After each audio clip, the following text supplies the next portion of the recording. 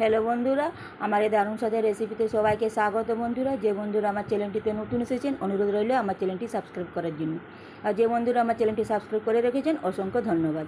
দেখুন বন্ধুরা, আজকের আমার রেসিপি মৌরি পটল। এখানে আমি 500 গ্রাম পটল নিয়ে নিয়েছি আর 3টে টমেটো নিয়েছি। মৌরি পটল বানানোর জন্য প্রথমে আমি একটা কড়াই বসিয়ে দিয়েছি। গ্যাসটা লো ফ্লেমে করে আমি মৌরিটা ভালো করে ভেজে নেব। এই যে দেখুন, আমার মৌরিটা ভাজা হয়ে গেছে। একটা বাটির মধ্যে আমি ঢেলে রেখে ঠান্ডা করে নিচ্ছি। ঠান্ডা করে এটা আমি গুঁড়ো করে নেব। আজকে একটা কড়াই বসিয়ে দিয়েছি। কড়াইতে আমি পরিমাণ মতো তেল দিয়ে দিয়েছি। দিয়ে যে পটলগুলো এইভাবে আমি লম্বা লম্বা করে একটু খোসা খোসা রেখে আমি কেটেছি।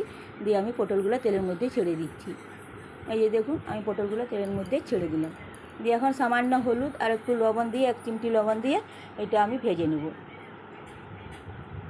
এই যে একটা চাপা দিয়ে ভেজে নেব। আজকে একটা বাটিতে আমি মশলাটা রেডি করে নেব। দিয়ে দিচ্ছি 1 চামচ সাদা তিল, 2 চামচ পোস্ত, আর দিয়ে দিচ্ছি 2 চামচ চারমগজ দানা,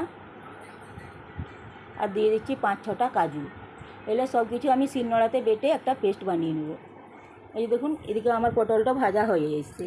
একটু চাপা দিয়ে ভেজেছি, আমি তাড়াতাড়ি ভাজা হয়ে গেছে। এই যে দেখুন, আমার পটলটাও ভাজা হয়ে গেছে, সিদ্ধ হয়ে গেছে পটলটা। এইভাবেই সব পটলগুলো আমি ভেজে নিয়েছি।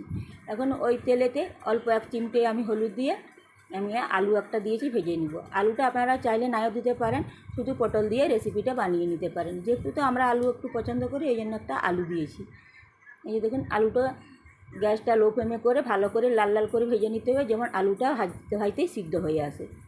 এই যে দেখুন, এখন ওই তেলের মধ্যে আমি 1 চামচ মৌরি ফোড়ন দিয়ে, 1 চিমটে দারচিনি ফোড়ন দিয়ে, আর সামান্য পরিমাণে একটু আদা দিয়ে এটা আমি একটু ভেজে নিচ্ছি।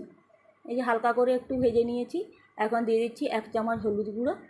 হলুদ গুঁড়োটা একটু ভালো করে মিশিয়ে নিয়েছি। আর দিয়ে দিচ্ছি বড় চামচে 2 চামচ টমেটো বাটা। এই যে এটা ভালো করে আবারও মিশিয়ে নিয়েছি টমেটো বাটাটা। এখন এই পর্যায়ে দিয়ে দিচ্ছি 1/2 চামচ জিরে গুঁড়ো। জিরে গুঁড়োটা আমি মিশিয়ে নিয়েছি। এখন দিয়ে দিচ্ছি 1 চামচ লঙ্কা গুঁড়ো। লঙ্কা গুঁড়োটা দিয়ে ভালো করে মশলাটা আমি কষে নেব এইভাবে। আর এখন দিয়ে দিচ্ছি ভেজে রাখা মৌরিটা, যেটা আমি গুঁড়ো করে রেখেছিলাম, মৌরিটাও দিয়ে দিচ্ছি। দিয়ে এখন সামান্য পরিমাণে একটু জল দিয়ে মশলাটা আমি ভালো করে কষে নেব।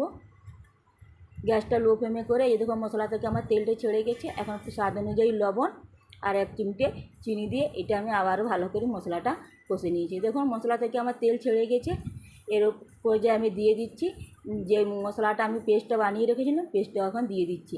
এর পর্যায়ে দিয়ে দিচ্ছি ভেজে রাখা পটলগুলো। দিয়ে এটা ভালো করে গ্যাসটা মিডিয়াম ফ্লেমে রেখে এটা আমি 5 মিনিট কষে নেব।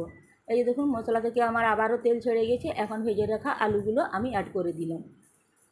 এখন বাটিতে 1/2 বাটি জল দিয়ে এটা আমি ফুটতে দিয়েছি। এটা ফুটে গেলে একটু সামান্য নেড়ে চেড়ে আমি নামিয়ে নেব। এই যে দেখুন বন্ধুরা, আমি এখানে ঢেলে নিচ্ছি, একটা আলাদা পাত্রে ঢেলে নিচ্ছি।